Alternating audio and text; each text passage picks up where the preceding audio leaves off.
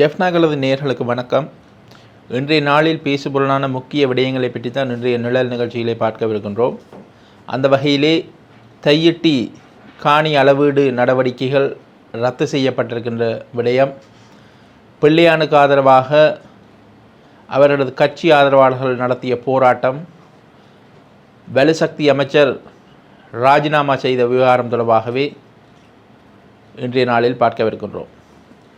முதலாவதாக தையிட்டி திஸ்ஸ விகாரை, குறிப்பாக சட்டவிரோதமாக அமைக்கப்பட்ட திஸ்ஸ விகாரைக்கான காணிகளை அளவீடு செய்து அதனை மக்களுக்கு 2 வாரங்களில் வழங்க நடவடிக்கை எடுப்பேன் என்று சொல்லி கடற்றொழில் அமைச்சரும் யாழ்ப்பாண மாவட்ட செயலாளரும் அண்மையில் காணி உரிமையாளர்களை அழைத்து அவர்களுக்கும் ஊடகங்களுக்கும் அறிவித்திருந்த நிலையிலே நேற்றைய தினம் குறிப்பாக அதற்கான ஏற்பாடுகள் முழு வீச்சில் இடம்பெற்ற நிலையிலே திடீரென அந்த நடவடிக்கைகள் ரத்து செய்யப்பட்டிருக்கின்றது. குறிப்பாக புத்த சாசன அமைச்சினுடைய செயலாளர் இந்த விடயத்தில் தலையிட்டு தற்போது அதனை நிறுத்தி அனைத்து திணைக்களங்களினுடைய ஒருங்கிணைப்புடன் அதனை செய்யுமாறும், குறிப்பாக மே 15க்கு முன்னராக அதை செய்ய முடியும் என்றும் 2 வாரங்களுக்கு பின்னரே தற்போதைய இன்றைய நாளிலிருந்து 2 வாரங்களுக்கு பின்னர் அந்த நடவடிக்கைகளை முன்னெடுக்குமாறும்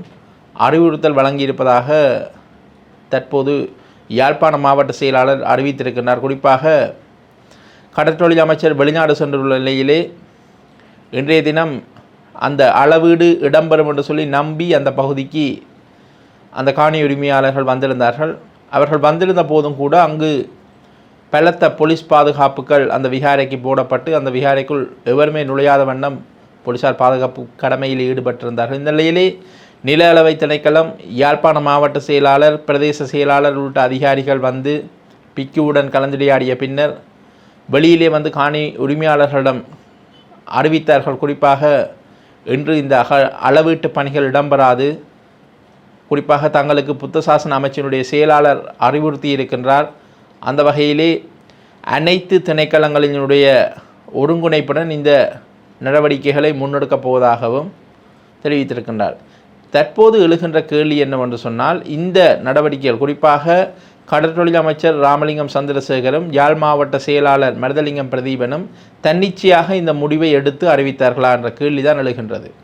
குறிப்பாக கொழும்பிலே இந்த தையிட்டி விவகாரம் தொடர்பாக புத்த சாசன அமைச்சு, நீதி அமைச்சர் மற்றும் கடற்றொழில் அமைச்சர் ராமலிங்கம் சந்திரசேகர் உள்ளிட்ட துறைசார் அதிகாரிகளின் கூட்டத்திலே எடுக்கப்பட்ட முடிவுகளுக்கு அமையவே இந்த அளவீட்டு பணிகள் நடைபெற திட்டமிடப்பட்டிருந்ததாக மாவட்ட செயலாளரும் கடற்றொழில் அமைச்சரும் அறிவித்திருந்த நிலையிலும் கூட அவர்கள் அறிவித்து ஒரு சில தினங்களுக்குள்ளேயே அந்த நடவடிக்கைகளை முன்னெடுக்க செல்லும் போது அங்கு கொழும்பிலிருந்து மீளவும் அந்த நடவடிக்கைக்கு தடையோ ஒரு இடையூறோ ஏற்படுகின்றது என்று சொன்னால் இங்கு யாருடைய தவறு ஏற்பட்டிருக்கின்றது என்ற ஒரு கேள்வி எழுகின்றது.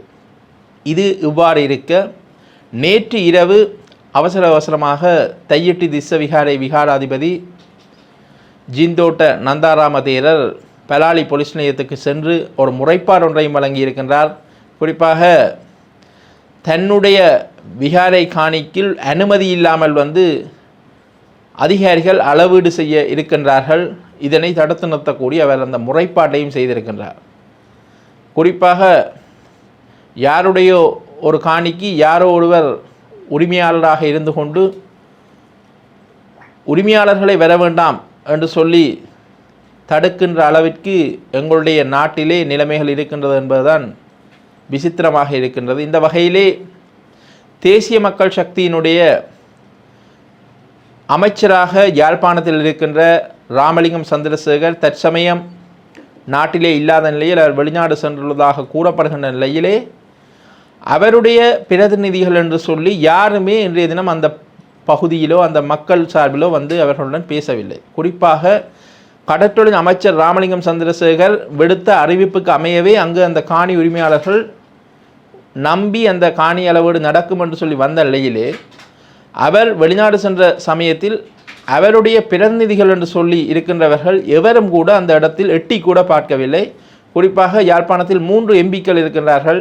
இளங்குமரன், ரஜீவன் ஜெயச்சந்திரமூர்த்தி மற்றும் ஸ்ரீபவானந்த ராஜான்னு சொல்லி இந்த 3 பேருமே அந்த இடத்தில் பிரசன்னமாகவில்லை. இதற்குள் இன்னொரு கூடுதல் தகவல், பார்லமெண்ட் உறுப்பினர் ரஜீவன் ஜெயச்சந்திரமூர்த்தி அந்த பிரச்சனை இங்கு தையட்டியில் இவ்வாறு நடக்கும் பொழுது கூட அவர் வடமராட்சியிலே ஒரு சித்திரை புத்தாண்டு நிகழ்விலே, வடக்கு மாகாணம் தழுவிய ரீதியில் நடைபெற்ற ஒரு சித்திரை புத்தாண்டு நிகழ்விலே ஆளுநருடன் பங்கேற்றிருந்ததாகவும் செய்திகள் வெளியாகி இருக்கின்றது. இந்த நிலையிலே எங்களுடைய குறிப்பாக இந்த ஆளுங்கட்சி மக்கள் பிரதிநிதிகள் இந்த விடயத்தில் என்ன ஒரு பொறுப்புணர்வை எடுக்கப் போகின்றார் என்ற ஒரு கேள்வி இருக்கின்றது. குறிப்பாக ஒரு தேசிய மக்கள் சக்தியினுடைய அமைச்சர் சொன்ன விடயத்தை அமைச்சின் செயலாளர் அதனை மீறி செயற்படுகின்றார், அதனை நிறுத்துகின்றார் என்று சொன்னால் இங்கு யாருக்கு என்ன அதிகாரம் இருக்கின்றது என்ற கேள்வி இருக்கின்றது. பார்ப்போம். இந்த மே மாதம் 15ஆம் தேதி வரை ஒரு கெடுவை வழங்கி இருக்கின்றார்கள். அந்த குறிக்கப்பட்ட திகதிக்குள்ளே இந்த அளவீட்டு நடவடிக்கைகள் இடம்பெற்று மக்களுக்கான காணிகள் மீள கையளிக்கப்படுமா என்ற ஒரு கேள்வி இருக்கின்றது. பொறுத்திருந்து பார்ப்போம். இதற்கிடையிலே இந்த காணி அளவீட்டை மேற்கொள்ளாமலே இந்த காணிகளை விடுவியுங்கள் என்று சொல்லி காணி உரிமையாளர்கள் கோரிக்கை விடுக்கின்றார்கள். நீங்கள் அளவீடு செய்தீங்க என்று சொன்னால் நீங்கள் காணியை சுவீகரிச்சிடுவீங்கள் என்று சொல்லி மக்கள் அரசாங்கம் மீதும் அரசு அதிகாரிகள் மீதும் ஒரு சந்தேக கண் கொண்டு பார்க்கின்றார்கள். குறிப்பாக இவ்வளவு காலமும் நீங்கள் காணி அளவிட்டு காணி விடுவையில் ஏன் தையட்டிக்கு மட்டும் ஒரு விசித்திரமாக எப்படி செய்கிறீங்கள் என்று சொல்லி அந்த மக்கள் கேட்கின்றார்கள். அவர்களுடைய கேள்வியின் நியாயம் இருக்கின்றது. அந்த வகையில் என்ன நடைபெறப் போகின்றது என்பதை பொறுத்திருந்தே பார்க்க வேண்டியிருக்கின்றது. அளந்து கொண்டு போய்க்க எங்களோட நிலைகள் நாங்கள் கேட்ட கேள்விகளுக்கு யாரும் பதில் சொல்ல இல்லை. பீகாரைக்குள்ள எங்கட ஒரு நிலை போயிருந்தால், பீகாரை என்று சொல்கிற அந்த கட்டடத்துக்குள்ள அந்த கோபுரத்துக்குள்ள எங்கட ஒரு நிலை போயிருந்தால் அதுக்கு என்ன செய்வீங்கள் ஆனால் அதில் ஒரு கல்லை வச்சுட்டு போவோம். கல்லை வச்சுட்டு போட்டு அப்புறம் என்னென்னு நாங்கள் எடுக்கிறது அந்த நிலப்பாடு ஒன்றுக்குமே பல கேள்விகளுக்கு பதில் இல்லாமல் அதுக்கும் பதில் இல்லாமல் செய்திருக்கணும். இதில் வெளிப்படையான இன்னொரு இது, இன்றைக்கு எங்கேயுமே அதிபர் பாதுகாப்பு வலயம் வடகிழக்கில் சகல மாவட்டங்கள்லேயும் இருந்தது. எல்லாமே மாவட்ட செயலாளர் ஊடாக மக்கள்கிட்ட படிப்படியாக கையளிக்கப்பட்டது ஒவ்வொரு அரசாங்கத்தினாலேயும். யுத்தம் முடிஞ்சா பிறகு அப்படி கையளிக்கப்பட்டு எந்த சந்தர்ப்பத்திலையுமே அரசாங்க நில அளவையாளர்களால் அளக்கப்பட்டு கையளிக்கப்படவில்லை. அந்த அவங்களுடைய வேலியில் பின்னகர்த்தி இடங்கள் விடப்பட்டு மக்கள் பல கஷ்டங்களுக்கு மத்தியில் அளவீடுகள் செய்தவை. ஆனால் இதில் எங்களோட அரசாங்க அதிபரும் சொல்கிறார் தன்னிட்ட கையளிக்கப்பட்டது. இப்போ அது பாதுகாப்பு விலையும் இல்லை. அப்போ இந்த வேலிக்குள்ளே இருக்கிறது யார்? வேலிக்குள்ளே சிவிலோட நீங்கள் படம் எல்லாம் எடுத்தனீங்க.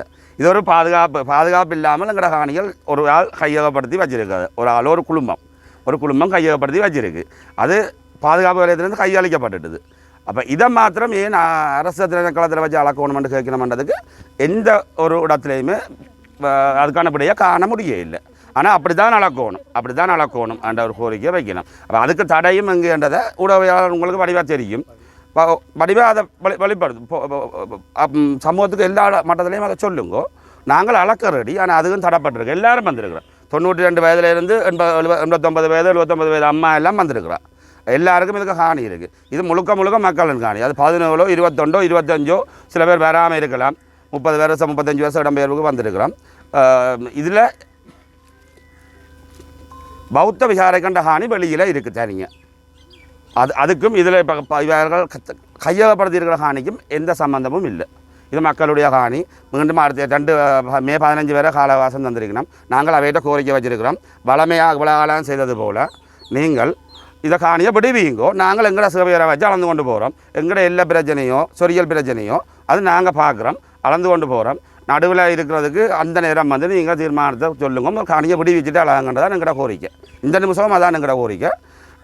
நீ இருந்து அடுத்த மே 15 தான் பார்க்கணும் என்ன செய்யணும் என்று. அரசாங்க அதிபரும் 3 அமைச்சர்மார்கள் அதிகாரம் ஒரு சில தனி மனிதர்களால் இன்றைக்கு நிப்பாட்டப்பட்டிருக்கின்றது தான் நான் விளங்கி கொண்டது. நன்றி, வணக்கம். வணக்கம். இன்றைக்கு 17ஆம் தேதி 11ஆம் தேதி இந்த மாவட்ட செயலகத்தில் மிகவும் அவசரமாக முதல் நாள் பின்னேறம் எங்களுக்கு தகவல் தந்து இந்த காணிகள் நில அளவை செய்யப்பட வேண்டும் எனவும் செய்யப்பட்ட பின்னர் உங்களுக்கு இந்த காணிகள் விடுவிக்க மிகவும் ஆவலாக இருக்கிறோம் என்று கூறி எங்களுக்கு கூட்டத்துக்கு அழைச்சு சந்திரசேகரால் வாய்மொழி மூலம் நிறைய உறுதிப்பாடுகள் எங்களுக்கு தரப்படுறது. இதை சுவீகரிக்க மாட்டோம், வேறு எந்த தேவைக்கும் இல்லை, கம்பன்சேஷனுக்கு போக மாட்டோம், நெகோசியேஷனுக்கு போக மாட்டோம், ஒன்றுக்குமே போக மாட்டோம், ஆனால் உங்களை காணி விடுறதுக்கு தான் நாங்கள் அளக்கிறோம்னு சொல்லி. அப்போ நாங்கள் 2-3 விஷயம் கொடுத்தாங்க. என் மற்ற காணிகள் ஒன்றும் அளக்கையில் இதை மட்டும் அளந்து விடுவிக்கிறீங்கன்னா இல்லை இது ஆமிட்டு இருந்து தன் கையில் வந்துட்டு நீ தாங்க ரிலீஸ் பண்ணிக்கலாம் எல்லா உயர் பாதுகாப்பு வலையும் ஆமி வந்து நேரடியாக எங்களோட கையில் வந்துட்டு போகிறே இல்லை டிஎஸ்கிட்ட விடுவிச்சு டிஎஸ் தான் எங்களுக்கு விடுவிக்கிறது அவள் வந்து எங்களுக்கு சுத்தமாத்து கதைகள் கணக்க சொன்னவே எங்களுக்கு ஓடி பிடிக்கிறதுக்கு கூடிய நேரம் கூட தராமல் இன்றைக்கு அளவீடு செய்ய போட்டிருந்தேன் அதுக்கே நாங்கள் இரவு பகலாக அலைஞ்சு நிறைய சட்டத்திறனிகளின் அறிவுரைகள் எடுத்த பட்டத்தில் இது வந்து அளவீடு செய்யாமலே விடுவிக்கக்கூடிய சந்தர்ப்பம் உள்ள காணி ஆனால் இவர்கள் வந்து இதை மினக்கடுத்தி தடுத்து அளவீடு அப்படி இப்படி செய்கிறதுக்கு ஒரு காரணம் அங்கே இருக்கிற அந்த ஒற்றை மனிதன் இதுக்கு எல்லாருமே கட்டுப்பட்டு இருக்கிறதா ஒரு மிகப்பெரிய அந்த காவி உட தரித்து இந்த நிலத்துக்கும் பேராசைப்பட்டு கொண்டிருக்கிற அந்த ஒற்றை மனிதன் வந்து தனி ஒரு ஆளாக இருந்து இவ்வளவு பெரிய ஆட்டி படைக்கிறாரு இவ்வளவு எஸ்எல்ஏஎஸ் ஆஃபீஸர்ஸ் அரசு அதிகாரிகள் அமைச்சரகம் எல்லாத்தையுமே ஆட்டி படைக்கிறாருன்றதான் உண்மை ஆனால் அவர்கள் அந்த பிக்குக்கு கூட காட் பண்ணிக்கொண்டு எங்களுக்கு வந்து சொல்கிற விஷயம் நாங்கள் வந்து அந்த கூட்டத்துக்கு பிறகு 2-3 விஷயம் எங்களுக்கு தெளிவுபடுத்த வேணும் எழுத்து மூலம் தர வேணும்னு சொல்லி ஒரு கோரிக்கை கடிதம் வச்சிருந்தாங்க அன்றைக்கு 11ஆம் தேதி இந்த கச்சேரியில் நடந்த மீட்டிங்குக்குரிய மினிட்ஸ் கூட்ட அறிக்கை நாங்களும் ஒரு பங்குதாரர் என்ற ரீதியில் எங்களுக்கு அந்த அறிக்கை கட்டாயம் தர வேணும் என்று கேட்டிருந்தாங்க அது தரையில்லை மற்ற இது வந்து சுவீகரிப்புக்கோ வேறு எந்த நோக்கத்துக்குமோ இல்லை தனி அந்த காணி விடுவிப்பதற்காகத்தான் அளக்கிறோம் கட்டாயம் அளக்கத்தான் வேணும் என்ற ஒரு பட்சத்தில் அப்படி ஒரு எங்களுக்கு உறுதிப்பாடு நீங்கள் எழுத்து மூலம் அரசு இலச்சினம் பதித்த ஒரு லெட்டர் ஹெட்டில் தர வேணும் என்று கேட்டிருந்தாங்க தரையில் இன்றைக்கு வந்து அதே ஒரு காரணமாக வந்து மாவட்ட செயலர் சொல்கிறார் நீங்கள் 2-3 உறுதிப்பாடுகள் கேட்டிருந்தீங்க அதை வழங்குறது தான் மே 15க்குள்ளே அவ்வளோ காலம் டைம் கேட்கணுமெண்டு அப்போ நீங்கள் வாயால் அவ்வளோ உறுதியும் எங்களுக்கு தந்திருந்தீங்க அதை எழுத்து மூலம் தர சொல்ல அந்த மினிட்ஸை கூட எங்கள்கிட்ட மறைச்சிட்டீங்க தர்றதுக்கு ஏன்னா நாங்கள் எங்கேயோ ஒரு இடத்துல அந்த ஆதாரத்தை காட்டிடக்கூடாதுன்னு அந்த மினிட்ஸ் எங்களுக்கு தர பயப்படுறீங்க தராமல் மறைச்சு வாயால் சொன்ன காரணத்தை வச்சு எங்களை இந்த காணியை அளவிட பண்ணி போட்டு அப்புறம் வாயால் சொல்லி 2024 ஆண்டு வாயால் சொல்லி தடுக்கப்பட்ட விஷயம் இன்றைக்கு மக்கள் தடுத்துன்னு சொல்லி மாவட்ட செயலர் வந்து கதை சொல்லிட்டு போகிறேன் அதே மாதிரி இந்த விஷயம் கூட அளந்து முடியாது சுவீகரிக்கப்பட்டு நாங்கள் சொன்னாங்களானே நீங்கள் கேட்க இல்லையோ நீங்கள் அப்படின்னு எங்கள்கிட்ட அப்போவே எழுத்து மூலம் கேட்டுருக்கலாம் ஒரு வடை சொல்கிறதுக்காகத்தான் இன்றைக்கு எங்களுக்கு ஒன்றுமே தராமல் அளக்க வந்தவே தெய்வாதீனமாக அது காப்பாற்றப்பட்டிருக்கிறது நான் கருதுறேன் ஆனால் நாங்கள் வாய்மொழி மூலம் கேட்டது எழுத்து மொழி மூலம் தர சொல்லி கேட்க அவைக்கு ஒரு மாத டைம் தேவைப்படுதாண்டா அவை யோசிக்கிறான் பட் நாங்கள் ஏமாத்த வலுக்கிட்ட நாங்கள் இப்போ எழுத்து மூலம் தர கேட்குறான் இப்போ நாங்கள் இதுக்கு என்ன செய்யலாம் வேறு என்ன வழியில் அவன் அந்த ஒரு மாதத்துக்கு அவன் நிறைய லோயர்ஸை போட்டு அவன் யோசிக்கலாம் வேறு என்ன வழியில் இந்த காணியை சுவீகரிக்கலாம்னு அவன் யோசிக்கிறதுக்கு எடுக்கிற டைமாக தான் நான் யோசிச்சுக்கலாம் உன்னில் ஒரு நேர்மை இல்லாடி நீ பிக்குவட்டு ஆவணம் இல்லாடி எழுப்பிக்கல எங்கட காணியை விடு அது இன்றைக்கு நாங்கள் மாவட்ட செயலர்கிட்ட அழுத்தம் திருத்தமாக வச்ச கோரிக்கை நாங்கள் சந்தர்ப்பம் தந்து பார்த்தோம் நீங்கள் அதில் கூட எங்களுக்கு சந்தேகம் வர மாதிரி தான் நாங்கள் அந்த சந்தர்ப்பத்தில் கூட நீங்கள் சந்தேகம் வர மாதிரி தான் நடந்து கொண்டிருக்கிறீங்க அதுங்களும் 100% சந்தேகமாக தான் இருக்குது மேக்ஸிமம் எங்களுக்காண்டி போய் நீங்கள் கதையுங்க அளக்காமல் அந்த காணி விடுவிக்க வேணும் என்று சொல்லி நீங்கள் சட்ட ரீதியாக கதைச்சு ஆர்கியூ பண்ணி அந்த காணியை அளக்காமல் எங்களுக்கு விடுவிக்கணும் என்று தான் நாங்கள் அந்த மாவட்ட செயலர்கிட்ட வந்து கோரிக்கை விடுத்திருக்கோம். இரண்டாவதாக தேசிய மக்கள் சக்தி அரசாங்கத்தினுடைய வலு சக்தி அமைச்சராக இருக்கின்ற குமார ஜெயக்கொடி இன்றைய தினம் ராஜினாமா செய்திருக்கின்றார். அதே நேரத்திலே வலுசக்தி அமைச்சனுடைய செயலாளராக இருக்கின்ற நபரும் இன்றைய தினம் ராஜினாமா செய்திருக்கின்றார்கள். குறிப்பாக இந்த நிலக்கரி விவகாரம் தொடர்பாக பல்வேறு குற்றச்சாட்டுகள் எழுந்துள்ள நிலையிலும் பாரிய ஊழல் முறைகேடுகள் இடம்பெற்றுள்ளதாக நம்பகரமாக தகவல்கள் வெளியாகி இருக்கின்ற நிலையிலே அந்த குற்றச்சாட்டின் ஒரு தார்மீக அடிப்படையில் அவர்கள் பதவி விலகி இருப்பதாக சொல்லப்படுகின்றது. குறிப்பாக இன்றைய தினம் அந்த ஊழல் முறைகேடு நிலக்கரி துறையிலே அந்த 2009ஆம் ஆண்டு கடந்த 2009ஆம் ஆண்டிலிருந்து 2026ஆம் ஆண்டு தற்போதைய காலம் வரை அந்த நிலக்கரி இறக்குமதியில் இடம்பெற்ற ஊழல் மோசடிகள் தொடர்பாக ஆராய்வதற்காக ஜனாதிபதி அனுரகுமார திசாநாயக்கவின் அங்கீகாரத்துடன் ஒரு விசாரணை ஆணைக்குழு ஒன்று உயர் நீதிமன்ற நீதியரசர் மேன்முறையீட்டு நீதிமன்ற நீதியரசர் மேல் நீதிமன்ற நீதியரசர் ஆகியோரின் பங்கேற்புடன் நியமிக்கப்பட்டிருக்கின்றது. இந்த நிலையில்தான் அந்த விசாரணை ஆணைக்குழுவிற்கு ஒத்துழைப்பு வழங்கும் வகையிலே வலுசக்தி அமைச்சராக இதுவரை கடமையாற்றி வந்த குமார ஜெயக்கொடி இன்றைய தினம் தனது ராஜினாமா கடிதத்தை ஜனாதிபதி அனுரகுமார திசாநாயக்காவிடம் கையளித்திருக்கின்றார். அதே வேளையிலே வலுசக்தி அமைச்சருடைய செயலாளராக இருந்தவரும் தனது பதவியை ராஜினாமா செய்திருக்கின்றார்கள். இந்த நிலையிலே அந்த விசாரணை ஆணைக்குழுவினுடைய விசாரணை நிறைவரும் தருவாயிலே குறிப்பாக அந்த விசாரணைக்கு சம்பந்தப்பட்டவர்கள் அனைவருக்கு எதிராகவும் நடவடிக்கைகள் எடுக்கப்படும் என்று சொல்லி ஜனாதிபதி அறிவித்தல் விடுத்திருக்கிற நிலையிலே உண்மையிலேயே இந்த விடயம் பலராலும் ஒரு வியப்பாக பார்க்கப்படுகின்ற குறிப்பாக தேசிய மக்கள் சக்தி அரசாங்கம் ஆட்சிக்கு வந்த பின்னர் சபாநாயகர் விவகாரமாக இருக்கலாம் குறிப்பாக முன்னர் சபாநாயகராக இருந்தவர் அசோக் ரன்வெல அவருடைய கல்வித்தகமை தொடர்பாக கேள்வி எழுந்த நிலையில் அவர் தனது பதவியை ராஜினாமா செய்திருந்தார். குறிப்பாக சபாநாயகர் பதவியை ராஜினாமா செய்து தற்போது ஒரு பாராளுமன்ற உறுப்பினராக செயற்பட்டு வருகின்றார். அதே நேரத்திலே தற்போது இந்த வலுசக்தி அமைச்சர் தொடர்பாக அண்மையில் நம்பிக்கையில்லா பிரேரணை கூட கொண்டு வரப்பட்டிருந்தது. அது ஆளுங்கட்சியினால் தோற்கடிக்கப்பட்டிருந்தமையும் குறிப்பிடத்தக்க விடயம். இந்த நிலையில்தான் இன்றைய தினம் வலுசக்தி அமைச்சர் குமார ஜெயக்கொடி தனது பதவியை ராஜினாமா செய்திருக்கின்றார். பார்ப்போம் இந்த விசாரணை ஆணைக்குழுவினுடைய விசாரணைகள் எந்தளவு வேகத்தில் நகர்ந்து எந்தளவு தூரம் இந்த ஊழல் மோசடியில் ஈடுபட்டவர்கள் தண்டிக்கப்படுகின்றார்கள் என்று. மூன்றாவதாக கிழக்கு மாகாணத்தினுடைய முன்னாள் முதலமைச்சரும் விடுதலை புலிகள் அமைப்பிலிருந்து பிரிந்து செயற்பட்டவருமான பிள்ளையான் என அழைக்கப்படும் சிவனேசத்துறை சந்திரகாந்தன் தற்போது சிறையிலே உள்ளமை உங்கள் அனைவருக்குமே தெரிந்த விடயம். இந்த நிலையிலே அந்த சிறையில் இருந்தபோது அவருக்கு ஏற்பட்ட ஒரு உடல்நல குறைவு காரணமாக அவர் வெளிசர கடற்படை முகாமிலே சிகிச்சைக்காக அனுமதிக்கப்பட்டிருப்பதாக செய்திகள் வெளியாகி இருக்கின்றது. இந்த நிலையில்தான் இன்றைய தினம் மட்டக்களப்பிலே தமிழ் மக்கள் விடுதலை புலிகள் கட்சியின் ஏற்பாட்டிலே ஒரு பாரிய ஆர்ப்பாட்டம் ஒன்று காந்தி பூங்காவிலே இடம்பெற்றிருக்கின்றது. இதன்போது குறிப்பாக தங்களுடைய தலைவர் பிழைவிட்டால் அவருக்கு தண்டனை வழங்குங்கள், ஆனால் இவ்வளவு காலமும் ஏன் இவ்வாறு இழுத்தடுக்கின்றீர்கள், அவருக்கு சிறையிலே எந்த ஒரு சாதாரண ஒரு சிறை கைதிக்கு வழங்கப்படுகின்ற சலுகை கூட அவருக்கு வழங்கப்படவில்லை என்று சொல்லி அவர்களுடைய கட்சி ஆதரவாளர்கள் குமுறி இன்றைய தினம் அந்த போராட்டத்தை முன்னெடுத்திருக்கின்றார்கள். குறிப்பாக கிழக்கு மாகாண கிழக்கு பல்கலைக்கழகத்தினுடைய துணைவேந்தராக இருந்த ரவீந்திரநாத் கடத்தப்பட்டு கொல்லப்பட்ட விவகாரத்திலே பிள்ளையான் அவர்கள் கைது செய்யப்பட்டதாக கூறப்பட்டாலும் கூட குறிப்பாக இந்த உயிர்த்த ஞாயிறு தாக்குதல் தொடர்பாகவும் அவர் மீது குற்றச்சாட்டுகள் உள்ளது என்று சொல்லி பல சந்தேகங்கள் எழுப்பப்பட்ட நிலையிலே அண்மையிலே அவர் மீது குற்றப்பத்திரம் தாக்கல் செய்யப்பட்டிருந்தது. குறிப்பாக ஒரு வதை முகாம் ஒன்றை நடத்தி அவர் பலரை சித்திரவதை செய்தார் என்று சொல்லி தெரிவிக்கப்பட்டிருந்தது. இந்த நிலையில்தான் தற்போது அவர் உடல்நல குறைவு காரணமாக சிறைச்சாலையில் இருந்து வெளிசர கடற்படை முகாமில் உள்ள வைத்தியசாலைக்கு மாற்றப்பட்டிருப்பதாக தெரிவிக்கப்படுகின்றது. இந்த நிலையில்தான் பிள்ளையானுக்கு நீதி கோரி அவரது கட்சி உறுப்பினர்கள் இன்றைய தினம் ஒரு பாரிய ஒரு போராட்டம் ஒன்றை முன்னெடுத்தார்கள். அந்த போராட்டத்தின் போது பிள்ளையானவர்கள் உண்ணாவிரதம் இருந்துதான் அவருக்கு இந்த உடல்நல குறைவு ஏற்பட்டதாக கட்சி உறுப்பினர்கள் தெரிவித்திருக்கின்றார்கள். எது எவ்வாறு இருப்பினும் இந்த விடயத்தில் என்ன நடைபெறப் போகின்றது என்பதை பொறுத்திருந்தே பார்ப்போம். இன்றைய நாளில் பேசுபொருளான முக்கிய விடயங்களை பற்றித்தான் இன்றைய நிழல் நிகழ்ச்சியிலே பார்த்தோம்.